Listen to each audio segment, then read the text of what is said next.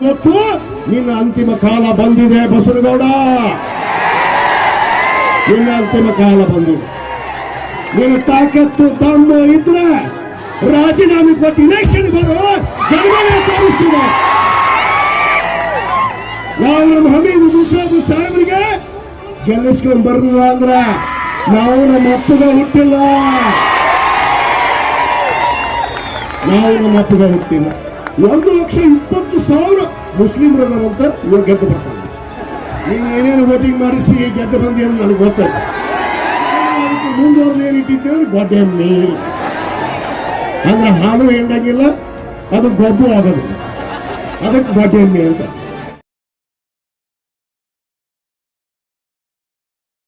ಹಜರತ್ ಮೊಹಮ್ಮದ್ ಪೈಗಂಬರ್ ಅವರ ಬಗ್ಗೆ ಅವಹೇಳನಕಾರಿಯಾಗಿ ಮಾತನಾಡಿದಂತಹ ವಿಜಯಪುರ ನಗರದ ಶಾಸಕ ಬಸನಗೌಡ ಪಾಟೀಲ್ ಯತ್ನಾಳ್ ವಿರುದ್ಧ ಈ ಬೃಹತ್ ಪ್ರತಿಭಟನೆಗೆ ಇಲ್ಕಲ್ ಮತಕ್ಷೇತ್ರದ ಜನಪ್ರಿಯ ಶಾಸಕರು ಪಂಚಮಸಾಲಿ ಸಮಾಜದ ಹುಲಿಗಳಾದಂತಹ ಸನ್ಮಾನ್ಯ ಶ್ರೀ ವಿಜಯಾನಂದ ಕಾಶಪ್ಪನವರ ಸಾಹೇಬರಿಗೆ ತಮ್ಮೆಲ್ಲರ ಪರವಾಗಿ ಹಾರ್ದಿಕವಾಗಿ ಸ್ವಾಗತವನ್ನು ಕೋರುತ್ತೇನೆ. ನಾನು ಅವರನ್ನು ಆಹ್ವಾನಿಸ್ತೇನೆ, ವಿನಂತಿಸ್ತೇನೆ. ಅವರು ನೇರವಾಗಿ ತಮ್ಮ ನುಡಿಗಳನ್ನು ನುಡಿಬೇಕೆಂದು ಅವರಲ್ಲಿ ವಿನಂತಿಸುತ್ತೇನೆ, ದಯಮಾಡಿ. ಆದ್ರೆ ಇಲ್ಲೊಂದು ನರಪೀಳಿ ಹುಟ್ಕೊಂಡ್ಬಿಟ್ಟತಿ ಇಲ್ಲಿ ಬಿಜಾಪುರದಾಗ. ಇದು ದಯನೂ ಇಲ್ಲ, ಧರ್ಮವೂ ಇಲ್ಲ. ಇದಕ್ಕ ನೀವೇನು ಹೇಳಿದ್ರಲ್ಲ ಅಗಳೆ, ಯಾವ ಕುತ್ತ ಅದು ಕೌನ್ಸಿ ಕುತ್ತ है? दीवाना कुत्ता है ये बोलता है ಹಜರತ್ ಮೊಹಮ್ಮದ್ ಪೈಗಂಬರ್ ಅವ್ರ ಬಗ್ಗೆ. ಅವ್ರ ಕಾಲ ಧೂಳು ಅಲ್ಲ, ಅವ್ರ ಕಿರಬಾಳದ ಹೋಗೋದು ಇದನ್ನು ಹೋದಾಗಿಲ್ಲ. ಹಜರತ್ ಮೊಹಮ್ಮದ್ ಪೈಗಂಬರ್ ಅವರು ಒಂದು ಮಾತನ್ನು ಹೇಳ್ತಾರೆ, ಚೋಳು ಕಡಿಯೋದು ಅದರ ಧರ್ಮ, ಚೋಳ ಕಡಿದ್ರೆ ಅದನ್ನ ಸಾಯಿ ಹೊಡೆಯೋದು ನಮ್ಮ ಧರ್ಮ ಅಲ್ಲ. ಚೋಳ ಕಡಿಯೋದು ಅದರ ಧರ್ಮ. ಅದು ಯಾಕೆ ಕಡಿತೈತಿ? ಅದರ ಧರ್ಮ ಅದು. ಆದ್ರೆ ಇಲ್ಲೊಂದು ಹೊಟ್ಟೆತಿಲ್ಲ, ಇದು ನರಪೀಳಿ.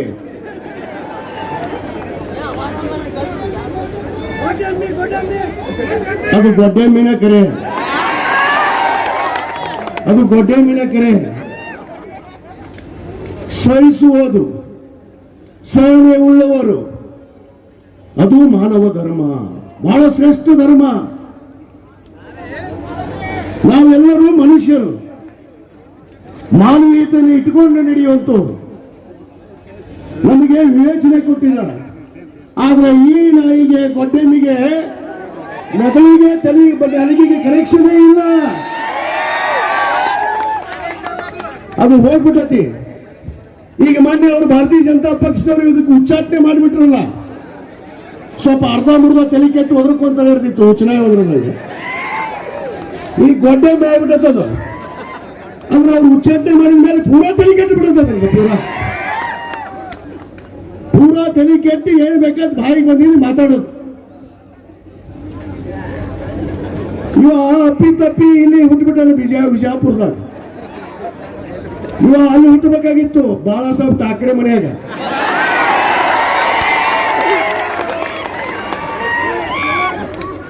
हिंदू मेवाड़ अंत हिंदू का सर्वनाश करने आया ए बच्चा,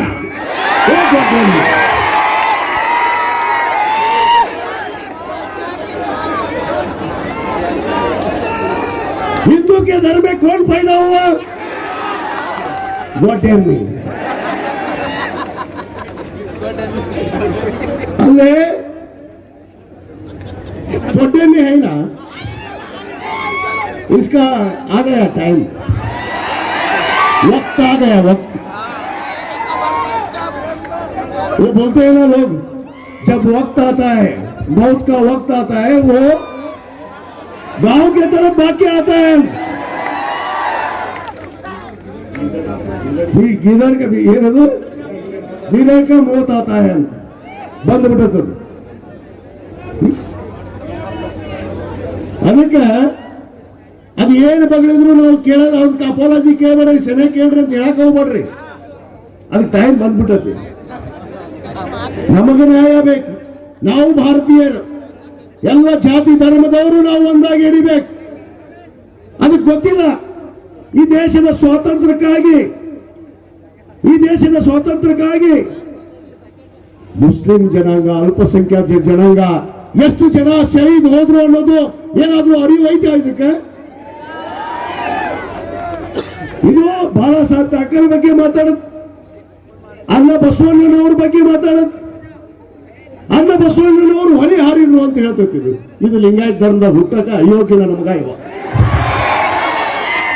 ಅಯೋಗ್ಯವ ಮಾತೆತ್ತಿರ್ ಲೋಫರ್ ನನ್ನ ಮಗ, ಬೋಳಿ ಮಗ, ನೀನ್ ಯಾರ ಮಗನು?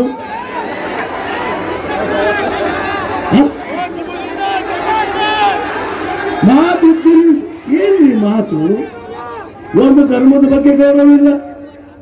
12ನೇ ಶತಮಾನದ ಅಣ್ಣ ಬಸವಣ್ಣನವರು ಅವರು ಅಂತಿಮ ಕಾಲದಲ್ಲಿ ಇವತ್ತು ಎಲ್ಲ ಧರ್ಮೀಯರನ್ನ ಸಮಾನತೆಯನ್ನು ಕೊಟ್ಟು ಇವತ್ತು ಎಲ್ಲರಿಗೂ ನ್ಯಾಯವನ್ನು ದೊರಕಿಸಿ ಇವತ್ತು ಎಲ್ಲ ಧರ್ಮವನ್ನ ಸಹಿಷ್ಣುತೆಯನ್ನು ಹೊಂದ್ಕೋಬೇಕು ಅಂತೇಳಿ 12ನೇ ಶತಮಾನದಲ್ಲಿ ಅಣ್ಣ ಬಸವಣ್ಣನವರು ಹೇಳಿದರು. ಅದೇ 1400 ವರ್ಷಗಳ ಹಿಂದೆ ಹಜರತ್ ಮೊಹಮ್ಮದ್ ಪೈಗಂಬರ್ ಅವರು ಹೇಳಿದರು. ಇವತ್ತು ಅದನ್ನ ಮರೆತು ಧರ್ಮದ ಬಗ್ಗೆ ಗೌರವವಿಲ್ಲ, ಯಾವ ಧರ್ಮದ ಬಗ್ಗೆನೂ ನಿಷ್ಠೆ ಇಲ್ಲ. ತನಗೇನು ಬಾಯಿಗೆ ಬರ್ತದೆ ಬಗಳು ಬಿಡು. ಎಷ್ಟು ದಿವಸ ಬಗುತ್ತೀಯಪ್ಪ? 2 ದಿವಸ ಬಗುತ್ತಿ ಗೊಡ್ಡಮ್ಮಿ. ನಿನ್ನ ಟೈಮ್ ಬಂದೈತಿ. ಇಷ್ಟೊಂದು ಜನಸಾಗರ ಇವತ್ತು ಬಿಸಿಲನ್ನದೆ ಇವತ್ತು ಆ ಪವಿತ್ರವಾದ ಹಜರತ್ ಮೊಹಮ್ಮದ್ ಪೈಗಂಬರ್ ಅವರ ಬಗ್ಗೆ ಇವತ್ತು ಇಟ್ಟಿರುವಂತಹ ನಿಷ್ಠೆ, ಪ್ರೀತಿ, ಬದ್ಧತೆ ಇವತ್ತು ನಿನ್ನ ಅಂತಿಮ ಕಾಲ ಬಂದಿದೆ ಬಸವನಗೌಡ. ನಿನ್ನ ಅಂತಿಮ ಕಾಲ ಬಂದಿದೆ. ಇವ್ರು ಹೇಳ್ತಾನ ಕಾಂಗ್ರೆಸ್ ಪಕ್ಷ ಅವ್ರ ಆಫೀಸ್ ಮುಂದೆ ನಾ ಸತ್ರ ಅವ್ರ ಹೆಣ ನನ್ನ ಆಫೀಸ್ ಮುಂದೆ ಒಯ್ಬೇಡ್ರಿ ಅಂತ ಹೇಳ್ತಾನೆ. ಇವ ಇಲ್ಲೇನು ಬಿಟ್ಟಿ ಬಿದ್ದತಾನೆ ಕಾಂಗ್ರೆಸ್ ಪಕ್ಷ?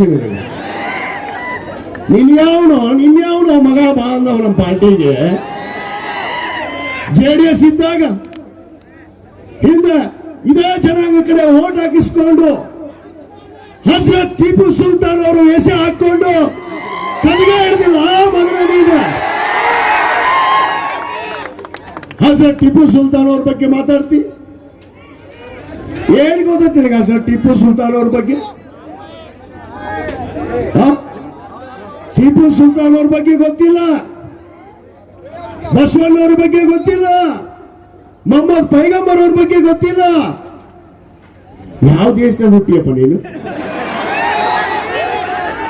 ಇವ ಏನಂತ ಕಾಂಗ್ರೆಸ್ ಆಫೀಸ್ ಮುಂದೆ ಇವನು ಹೆಣ ಸತೆ ತಗೊಂಡು ಹೋಗ್ಬೇಡ ಅಂತ ಹೇಳ್ತಾನ. ನಾನು ಹೇಳ್ತೀನಿ, ಇವ ಸತ್ರ ನಮ್ಮ ಕರ್ನಾಟಕದಾಗ ಇವನು ಮುಚ್ಚಾಕ್ ಬಿಡೋದು ಬೇಡ ಅನ್ನೋ ಮಾತನ್ನು ಹೇಳ್ತೀನಿ. ಇವನು ಇಲ್ಲೇ ಮುಚ್ಚಬಾರ್ದು, ನಮ್ಮ ಕರ್ನಾಟಕದಾಗ ಮುಚ್ಚೋದ ಅಯೋಗ್ಯವ. ಸರ್ವ ಜನಾಂಗದ ಶಾಂತಿಯ ತೋಟ ಇದು ಕರ್ನಾಟಕ. ಎಲ್ಲ ಜಾತಿ ಧರ್ಮದವರು ನಾವು ಒಂದಾಗಿ ನಡೆಯುವಂತ ಒಂದು ಪದ್ಧತಿಯಲ್ಲಿ ಹುಟ್ಟಿ ಜನಿಸಿದಂತವ್ರಪ್ಪ. ನಿನ್ನಂಗ ಗೊಳ್ಳ ಹಿಂದುತ್ವ, ಮಾತೊತ್ತಿನ ಹಿಂದುತ್ವ ಎಲ್ಲೈತಪ್ಪ? ಅದಕ್ಕೆ ನಿನಗೆ ಓಟು ಹೊರಗೆ ಹಾಕ್ಯಾರ. ಈಗ ಇನ್ನೂ ನಾಚಿಕಿಲ್ಲ ನಿನಗ. ಮತ್ತೆ ಒಂದು ಹಿಂದುತ್ವ ಇನ್ನು ಕಟ್ತಾರಂತವ, ಬದ್ನಿಕಾಯಿ ಕಟ್ಟ ನಿಂದ್ರ ಗಣಮಗನ ನೋಡ್ತಾನೆ. ನೀನು ಯಾವ ಪಾರ್ಟಿ ಇದ್ರೆ ಗೆದ್ದಿಯಲ್ಲ ಅವ್ರು ಹೊರಗೆ ಹಾಕ್ಯಾರಲ್ಲಪ್ಪ. ರಾಜೀನಾಮೆ ಕೊಡು, ಇವಾಗ ರಾಜೀನಾಮೆ ಕೊಡ್ಸೋಣ. ಅಪಾಲಜಿ ಕೇಳೋದು, ಕ್ಷಮೆ ಕೇಳಂತ ಹೇಳೋದು ನಾವು ಅಂತ ಗಾಂಡುಗಳಲ್ಲ. ನೀನು ತಾಕತ್ತು ದಮ್ಮು ಇದ್ರೆ ರಾಜೀನಾಮೆ ಕೊಟ್ಟು ಇಲೆಕ್ಷನ್ ಬರೋ ಗಣಮಗನ ತೋರಿಸ್ತೀವ. ನಾವು ನಮ್ಮ ಹಮೀದ್ ಮುಷರಫ್ ಸಾಹೇಬ್ರಿಗೆ ಗೆಲ್ಲಿಸ್ಕೊಂಡ್ ಬರಲಿಲ್ಲ ಅಂದ್ರ ನಾವು ನಮ್ಮ ಅಪ್ಪಗ ಹುಟ್ಟಿಲ್ಲ.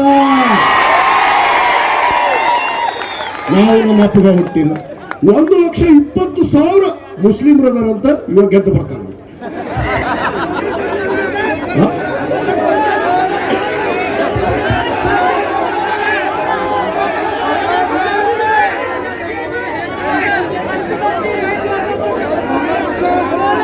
ನೀನು ಏನೇನು ವೋಟಿಂಗ್ ಮಾಡಿಸಿ ಗೆದ್ದು ಬಂದಿ ಅಂತ ನನಗೆ ಗೊತ್ತೈತೆ. ಪಾಪ ಪವಿತ್ರವಾದ ಬಿಜಾಪುರ ನಗರವನ್ನ ಶಾಂತಿಯುತವಾಗಿ ಇಟ್ಟಂತವರು ಪುಣ್ಯಾತ್ಮರು ಆ ನಮ್ಮ ಪೂಜ್ಯರಾದಂತ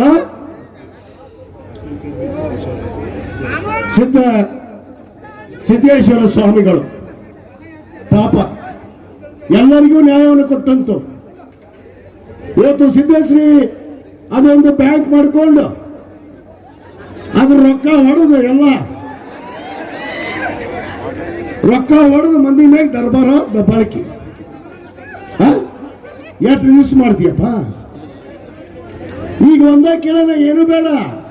ಈಗ ನೀನು ಪಾರ್ಟಿ ಅಂತ ಹೊರಗೆ ಹಾಕ, ನೀನು ತಾಕತ್ತು ದಮ್ಮು ಅಂತೀಯಲ್ಲ, ನೀನು ತಾಕತ್ತು ದಮ್ ಇದ್ರ ರಾಜೀನಾಮೆ ಕೊಟ್ಟು ಇಲೆಕ್ಷನ್ ಬಾ ಗಣಮಗನ, ನಾವು ತೋರಿಸ್ತೀವಿ. ನೀನು ಕೊಟ್ಟು ಹೊಟ್ಟಿ ಮಾಡ್ಕೊಂಡು ಏನೇನು ಮಾಡಿ ಗೊತ್ತತ್ತು ನಮ್ಗೆ.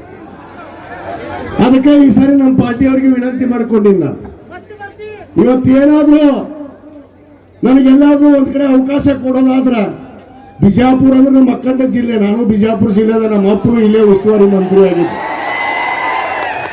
ನಮಗೇನು ಬಾಗಲಕೋಟೆ ಬಿಜಾಪುರ ಹೊಸದಲ್ಲ, ನಾವು ಅಕ್ಕಂಡ ಬಿಜಾಪುರ ಜಿಲ್ಲೆದವ್ರ. ನನಗೇನು ನಮ್ಮ ಪಾರ್ಟಿಯವ್ರಿಗೆ ಕೈ ಮುಗಿದು ವಿನಂತಿ ಮಾಡ್ಕೋತೀನಿ, ಈ ಇಲೆಕ್ಷನ್ ಮುಗಿಯೋವರೆಗೂ ನನ್ನ ಬಿಜಾಪುರದಾಗ ಬಿಡ್ರಿ, ಇವ್ರ ತಾಕತ್ತ ಐದೆಲ್ಲ ತೋರಿಸ್ತಾರೆ. ಸುಮ್ಮನೆ ಮಾತಾಡೋದು, ಒಂದು ಧರ್ಮವನ್ನು ತಗೊಳ್ಳೋದು, ಇವತ್ತು ಧರ್ಮ ಏನೇ ಇಲ್ಲ ಇವ್ರದ್ದು ಮಾತಾಡಕ್, ಇವ್ರಿಗೆ ಧರ್ಮನೇ ಇಲ್ಲ. ಸ್ವಂತದ ಲಿಂಗಾಯತ ಧರ್ಮದೊಳಗೆ ಹುಟ್ಟಿ ಲಿಂಗಾಯತ ಧರ್ಮದ ಗುರುಗಳನ್ನ ಇವತ್ತು ಬೀಳ್ತಾರೆ. ಇವರಿಗೆ ನಾವಂತರೂ ಇವರು ಮನಸಾರೆ ನಾವು ಕಿತ್ತು ಹಾಕ್ಬಿಟ್ಟಿವಿ ನಮ್ಮ ಧರ್ಮದಿಂದ. ಇವರಿಗೆ ಅಯೋಗ್ಯ ಇವ ಯಾವ ಧರ್ಮದಲ್ಲೂ ಇರೋಕ್ಕಿಲ್ಲ, ಆಯ್ಕಿಲ್ಲ. ಅದಕ್ಕೆ ಬಂಧುಗಳೇ, ಇವತ್ತು ಲಕ್ಷಾಂತರ ಸಂಖ್ಯೆಯಲ್ಲಿ ತಾವು ಸೇರಿ ಇವತ್ತೇನು ನ್ಯಾಯ ಕೇಳಬೇಕು. ಇದು ಭಾರತೀಯರ ಹಕ್ಕು. ಡಾಕ್ಟರ್ ಬಾಬಾ ಸಾಹೇಬ್ ಅಂಬೇಡ್ಕರ್ ಅವರು ಕೊಟ್ಟಿರುವಂತಹ ಆ ಪವಿತ್ರವಾದ ಸಂವಿಧಾನದ ಅಡಿಯಲ್ಲಿ ನಡೆಯುವಂತ ಭಾರತೀಯರು ನಾವು, ಭಾರತೀಯ ಪ್ರಜೆಗಳು ನಾವು. ಇವತ್ತು ಸುಮ್ಮನೆ ಅಲ್ಲೆಲ್ಲೋ ದಾಳಿ ಆಯ್ತು ಕಾಶ್ಮೀರದಲ್ಲಿ, ಇವತ್ತು ನಮ್ಮ ಮುಖ್ಯಮಂತ್ರಿಗಳ ವಿರುದ್ಧ ಹೊಡ್ಕೋತಾರೆ. ಯುದ್ಧ ಮಾಡಬಾರ್ದಂದ್ರು ಪಾಕಿಸ್ತಾನ ವಿರುದ್ಧ ಮುಖ್ಯಮಂತ್ರಿಗಳು ಅಂತೇಳಿ, ಯುದ್ಧ ಮಾಡಬೇಡ ಅಂತೇಳಿ ಇಲ್ಲ. ಭಾರತೀಯರ ತತ್ವ ಸಿದ್ಧಾಂತ ಏನು? ಮಹಾತ್ಮ ಗಾಂಧೀಜಿಯವರು, ಮೌಲಾನಾ ಆಜಾದ್ ಅವರು ಈ ದೇಶಕ್ಕೆ ಸ್ವಾತಂತ್ರ್ಯವನ್ನು ತಂದುಕೊಟ್ಟು ಇವತ್ತು ತ್ಯಾಗ ಮತ್ತು ಬಲಿದಾನ ಶಾಂತಿಯಿಂದ ನಮಗೆ ಸ್ವಾತಂತ್ರ್ಯವನ್ನು ತಂದುಕೊಟ್ರು. ಅದರಲ್ಲಿ ಎಲ್ಲ ಜನಾಂಗದವರು ಹುತಾತ್ಮರಾದರು, ಶಹೀದಾದರು, ಜೀವವನ್ನು ಕೊಟ್ಟರು, ತ್ಯಾಗ ಕೊಟ್ಟರು. ಇವತ್ತು ಅಂತ ಒಂದು ದೇಶದಲ್ಲಿ ಜನಿಸಿದಂತ ನಾವೆಲ್ಲ ಒಂದೇ ತಂದೆ ತಾಯಿ ಮಕ್ಕಳಾಗಿ ನಡೆದು ತೋರಿಸ್ತೀವಿ ಅನ್ನೊಂದು ಮಾತನ್ನು ಕೂಡ ನಾನು ಈ ಸಂದರ್ಭದಲ್ಲಿ ಹೇಳಕ್ಕೆ ಇಚ್ಛೆಪಡ್ತೇನೆ. ಅದಕ್ಕೆ ಮಾನ್ಯ ಮುಖ್ಯಮಂತ್ರಿಗಳು ಹೇಳಿದ್ದು ಸಹನೆ, ಸಮಾಧಾನ, ಶಾಂತಿಯುತವಾಗಿ ಬಗೆಹರಿಸಿಕೊಳ್ಳೋದಕ್ಕೆ ಬಹಳ ಹಾದ್ಯದ. ಅದನ್ನು ಬಿಟ್ಟು ಯುದ್ಧ ಅಂತ ಯಾವ ಮಂದಿ ಇರ್ಲಾರ್ದು ನಾಲ್ಕು ಗುಡಿಸ್ಲಾ ಸುಟ್ಟು ಬಿಟ್ಟು 1971 ಶ್ರೀಮತಿ ಇಂದಿರಾ ಗಾಂಧಿ ಅವರು ವಾಜಪೇಯಿ ಅವರು ಹೇಳಿದ್ರು, ಅವರಿಗೆ ದುರ್ಗೆ, ಈ ದೇಶದ ದುರ್ಗಿ ಅಂತ ಹೇಳಿ ಹೆಸರು ಕೊಟ್ಟರು ವಾಜಪೇಯಿ, ಸನ್ಮಾನ್ಯ ಅಟಲ್ ಬಿಹಾರಿ ವಾಜಪೇಯಿ ಅವರು. ಅವತ್ತೇ ಇದೇ ಪಾಕಿಸ್ತಾನದ ವಿರುದ್ಧ ಯುದ್ಧ ಮಾಡಿ 93,000 ಜನನ್ನ ಇವತ್ತು ಬಂದಿ ಮಾಡಿ ಲಾಹೋರ್ದಲ್ಲಿ ಯುದ್ಧ ನಡೆದಿದ್ದು ಮರ್ತ್ವ ಈ ದೇಶಕ್ಕಾಗಿ ಯುದ್ಧ ನಡೀತು. ಇವತ್ತು 2 ಹೋಳ ಮಾಡಿದಂತ ಶ್ರೀಮತಿ ಇಂದಿರಾ ಗಾಂಧಿ ಅವರು ಇವತ್ತು ನಾಟಕ ಆಡ್ತಾರೆ. ಇವ ಮೋದಿ ಯಾವ ಮಂದಿ ಇಲ್ಲಾರ್ದು ಗುರುಸ್ಲಾ ಉಡೀಸ್ ಅಂತ ಆ ಟಿವಿ ಅವರು ಹೊಯ್ಕೊಳಕ್ ಕೂತು ಬಿಡ್ರ. ಉಡೀಸ್ ಎಷ್ಟು ಮಂದಿಗೆ ಚಾಯ ಹೊಡೆದ್ರಪ್ಪ, ಎಷ್ಟು ಮಂದಿಗೆ ಇವತ್ತು ನ್ಯಾಯ ಕೊಟ್ರಿ. ಪಾಪ 27 ಜನ ಕುಟುಂಬ ಇವತ್ತು ಅಲ್ಲಿ ಸೆಕ್ಯೂರಿಟಿ ಇಲ್ಲ. ನಿಮಗೆ ಗೊತ್ತೈತಿ 2019 ಪೂರ್ವದಲ್ಲಿ ಏನು 350 kg RDX ಇವತ್ತು ನಮ್ಮ ದೇಶದ ಒಳಗೆ ಬಂದು ಅಷ್ಟೊಂದು ಯೋಧರು ಸತ್ರಲ್ಲ. ಪುಲ್ವಾಮಾ ದಾಳಿ ಆಯ್ತಲ್ಲ, ಅದನ್ನು ಬಿಟ್ಟರು ಅಲ್ಲಿ ಅದ್ರ ದಿನ ತನಿಖೆನೇ ಇಲ್ಲ. ಅದು ಏನಾಯ್ತು, ಯಾಕೆ ಸತ್ರು, ಹೆಂಗ್ ಬಂತು RDX ನಮ್ಮ ದೇಶದಲ್ಲಿ 350 kg ಅನ್ನೋದು ಇದು ಯಾರಿಗೂ ಗೊತ್ತಿಲ್ಲ. ಇವತ್ತು ಸುಮ್ಮನೆ ಮುಖ್ಯಮಂತ್ರಿಗೆ ಹೇಳಿದ ತಕ್ಷಣ ಅವ್ರಿಗೆ ಏನನ್ನೋದು ಅವ್ರಿಗೆ ಹೆಸರಿಟ್ಟರು ಒಂದು ಪಾಕಿಸ್ತಾನ್ ಏಜೆಂಟ್ ಅಂತ ಹೇಳಿ. ಇವನೇ ಅಂದಾನ ಪಾಕಿಸ್ತಾನ್ ಏಜೆಂಟ್ ಅಂತ. ನೀ ಯಾ ಏಜೆಂಟು? ನೀ ಯಾ ಏಜೆಂಟ್? ಚಕ್ಕ ಏಜೆಂಟ? ಯಾವ ಏಜೆಂಟ್ ನೀನು? OBI ಅದು ಆಗೈತೆ. ಅದಕ್ಕೆ ಮುಂದುವರೆದು ಏನು ಇಟ್ಟಿದ್ದೆ ಗೊಡ್ಡೆಮ್ಮಿ ಅಂದ್ರೆ ಹಾಲು ಹೆಂಡಾಗಿಲ್ಲ, ಅದು ಗೊಬ್ಬು ಆಗೋದು, ಅದಕ್ಕೆ ಗೊಡ್ಡೆಮ್ಮಿ ಅಂತ. ಅದಕ್ಕೆ ಬಂಧುಗಳೇ, ತಾವು ವಿಧಿಗೆಡೋದು ಬೇಡ, ನಾವು ನಮ್ಮ ಮನಸ್ಸನ್ನು ಹೊಡ್ಕೊಂಡು ನಡೆಯೋರು ಬೇಡ. ನಾವು ಭಾರತೀಯರು ಸಹನ ಉಳ್ಳವರ ಶಕ್ತಿ, ನಾವು ಶಾಂತಿ, ಸಮಾಧಾನ, ತ್ಯಾಗ, ಬಲಿದಾನ ನಮ್ಮ ರಕ್ತದಲ್ಲೇ ಐತಿ. ಆ ರಕ್ತದಲ್ಲಿರುವಂತಹ ತ್ಯಾಗ ಬಲಿದಾನವನ್ನ ನಾವೆಲ್ಲರೂ ಒಗ್ಗಟ್ಟಾಗಿ ದೇಶವನ್ನು ಕಟ್ಟಾನ. ಯಾವ ಪಾಕಿಸ್ತಾನ ಬರಲಿ, ಬೇಕಾದ ದೇಶ ಬರಲಿ, ಆ ಯುದ್ಧ ಮಾಡುವಂತ ಶಕ್ತಿ ಭಾರತೀಯರಲ್ಲಿ ಐತಿ. ಅದು ಸಂದರ್ಭ ಬಂದಾಗ ನಾವು ತೋರಿಸುವಂತರಾಗ. ಅದು ಬಿಟ್ಟು ಈ ಉಚ್ಚನಾಯಿಗಳು, ಈ ನಾಯಿಗಳು ಬಗಳೋದಕ್ಕೆ ನಾವೆಲ್ಲ ಗೌರವ ಕೊಡೋದು ಬೇಡ. ಇವತ್ತೇನು ತಾವು ಇಷ್ಟೊಂದು ಮನಸ್ಸಿನೊಂದು ಇವತ್ತು ಹಜರತ್ ಮೊಹಮ್ಮದ್ ಪೈಗಂಬರ್ ಅವರ ಬಗ್ಗೆ ಇವತ್ತು ಮಾತಾಡಿದಂಥವರಿಗೆ ಉತ್ತರ ಕೊಡುವಂತಹ ಸಂದರ್ಭ ನಮಗೆ ಬಂದಿದೆ. ಆ ಉತ್ತರವನ್ನ ಕಡ್ಡಗ ಹಿಡ್ಕೊಂಡಲ್ಲ, ಓಟ್ ಮುಖಾಂತರ ತೋರ್ಸಾನ. ಓಟ್ ಮುಖಾಂತರ ಅದಕ್ಕೆ ರೆಡಿಯಾಗಿ ಬರುತ್ತೆ. ಏನೇ ಈಗ ಬರಲಾದ್ರೆ ಇನ್ನೇ 2 ವರ್ಷಕ್ಕೆ ಬರುತ್ತೆ, 28. ಅವಾಗ ಮತ್ತೆ ನಾವು ಬಂದೇ ಬರ್ತೀವಿ ಅನ್ನೋದನ್ನ ನಾವು ತೋರಿಸೋಣ. ಇದೇ ಬಿಜಾಪುರ ನಗರದಲ್ಲೇ ನಾವು ಮತ್ತೆ ಬರ್ತೀವಿ, ಬರ್ತೀವಿ. ಅದಕ್ಕೆ ಬಂಧುಗಳೇ, ಹೆಚ್ಚಿಗೆ ಸಮಯ ತೆಗೆದುಕೊಳ್ಳೋದ ತಾವೆಲ್ಲ ಬಿಸಿಲಾಗಿ ನಿಂತೀರಿ ಪಾಪ. ಯಾಕಂದ್ರೆ ಇಷ್ಟೊತ್ತು ತಾವು ಕಾಯ್ದು ನನ್ನನ್ನ ಅಮೀನ್ ಮುಸ್ಲಿಂ ಸಾಹೇಬರು ಸ್ವತಃ ಬಂದು ನಮ್ಮನ್ನೆಲ್ಲ ಬರಮಾಡ್ಕೊಂಡ್ರು. ಬಹುತೇಕ ಬಂಧುಗಳೇ, ನಮ್ಮನ್ನ ನಿಮ್ಮನ್ನ ಹೊಡೆಯೋದಕ್ಕೆ ಯಾರಿಂತರೂ ಸಾಧ್ಯ ಇಲ್ಲ. ಆ ಹೊಡೆಯುವಂತ ಕೈಗಳಿಗೆ, ಹೊಡೆಯುವಂತ ಮನಸ್ಸುಗಳಿಗೆ ಆ ಭಗವಂತ ಖಂಡಿತವಾಗಿ ಶಿಕ್ಷೆ ಕೊಡ್ತಾನೆ ಅನ್ನೋದು ನನಗೆ ವಿಶ್ವಾಸ ಇದೆ. ಆ ಭಗವಂತನ ಮೇಲೆ, ಆ ಅಲ್ಲಾಹನ ಮೇಲೆ ನಾವು ದೃಢವಾದ ವಿಶ್ವಾಸ, ನಂಬಿಕೆ ನೀಡೋಣ. ಖಂಡಿತವಾಗಿ ಯಾರೇ ತಪ್ಪು ಮಾಡಿದ್ರು ಕೂಡ ಆ ಶಿಕ್ಷೆ ಸಿಕ್ಕೇ ಸಿಗುತ್ತೆ. ಅದಕ್ಕೆ ನಾವು ಕಾಯ್ದು ನೋಡೋಣ ಅನ್ನೋ ಮಾತನ್ನು ಹೇಳ್ತಾ, ಇವತ್ತೇನು ನಮ್ಮ ಎಲ್ಲ ತನ್ವೀರ್ ಹಾಸ್ಮಿ ಗುರುಗಳ ಆದ್ಯಾಗಿ ಎಲ್ಲ ಧರ್ಮ ಗುರುಗಳ ಒಂದು ಪವಿತ್ರವಾದ ವೇದಿಕೆಯಲ್ಲಿ ಇವತ್ತು ಅವರು ಮಾತಾಡಿದ್ದು ತಪ್ಪು. ಆ ತಪ್ಪಿಗೆ ಅವರು ಶಿಕ್ಷೆ ಅನುಭವಿಸ್ತಾರೆ.